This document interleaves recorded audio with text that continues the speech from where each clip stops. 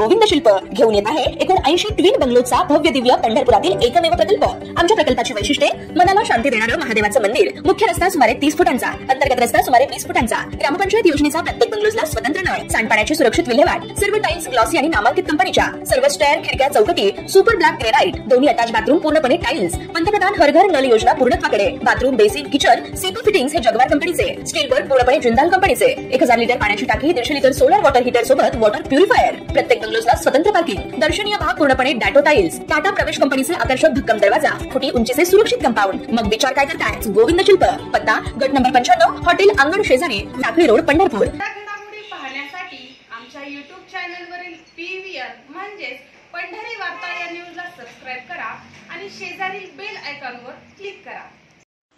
पुण्यात अपघाताची मोठी बातमी समोर येते। जेजुरी मोरगाव रोडवर हा अपघात घडलाय।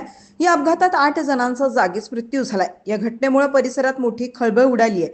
पोलीस घटनास्थळी दाखल झालेत। जखमींना तातडीने रुग्णालयात दाखल करण्यात आलंय। ही घटना नेमकी कशी घडली याबाबत सविस्तर माहिती अद्याप समजू शकलेली नाहीये, पण या घटनेत मोठी जीवितहानी झाल्याची माहिती आहे। या घटनेनंतर प्रशासनाकडून बचाव कार्याचे सर्वतोपरी प्रयत्न केले जात आहेत। जखमींना लवकरात लवकर उपचार मिळावे यासाठी प्रयत्न केले जात आहेत।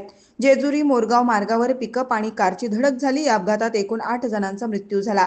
जेजुरीहून बारामतीकडे निघालेली एक कार उभ्या असलेल्या पिकअप टेम्पोला जाऊन धडकली आणि यामध्ये पिकअप टेम्पोमधून साहित्य बाहेर काढणारे त्याचबरोबर कारमधील काही प्रवासी अशा 8 जणांचा मृत्यू झाला, तर 5 जण जखमी झालेत।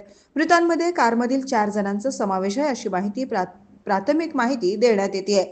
जेजुरी मोरगाव रस्त्यावरील किर्लोस्कर कंपनीजवळील श्रीराम ढाब्यासमोर भरधाव वेगात आलेल्या कारनं थांबलेल्या पिकअप टेम्पोला धडक देऊन शेजारीच उभा असलेल्या कारवर आदळली। हा अपघात इतका भीषण होता की जागेवरच 8 जणांचा मृत्यू झाला, तर 5 जण गंभीर जखमी झालेत। हा अपघात बुधवारी दिनांक 18 रोजी सायंकाळी 7:30 वाजण्याच्या सुमारास घडला आहे।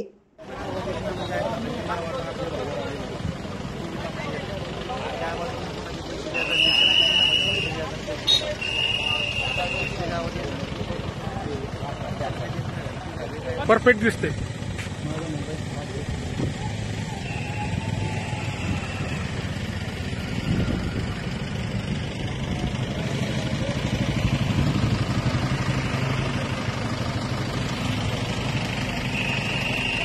हेलो